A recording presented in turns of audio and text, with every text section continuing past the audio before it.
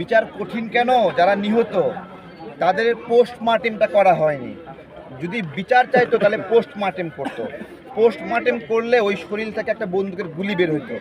ওই গুলির পিছনে একটা স্টিকার লাগানো আছে, সিরিয়াল নাম্বার লেখা আছে, এবং সেই গুলিটা কোন বন্দুক থেকে বের হয়েছে সেটা একটা সিরিয়াল আছে, এবং সেই বন্দুকটা কোন অফিসারের জন্য নিবেদিত ছিল সেটা লিস্ট করা আছে যে এই বন্দুকটা অমুক অফিসারকে দেওয়া হয়েছে, এবং সেই অফিসার ছিল ওই হত্যা মামলার মূল আসামি। কিন্তু এই পোস্টমর্টেমটা সরকার করছে না।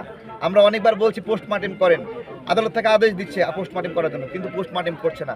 পোস্টমর্টেম করার অনাগ্রহ থেকেই বোঝা যায় যে বিচারের কোনো আগ্রহ নাই। ঠিক আছে, বিচার বিচার হবে না, বিচার কঠিন। আমি বিশ্বাস করি না শেখ হাসিনার বিচার করা সম্ভব এখানে, আমি বিশ্বাস করি না। এই এনভায়রনমেন্ট নাই।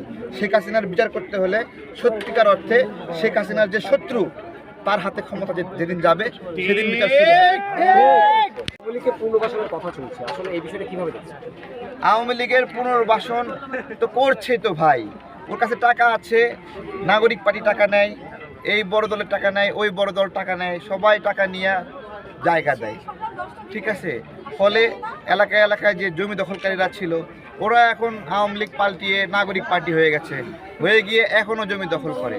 মানুষের কপাল আসলে আর খুলল না।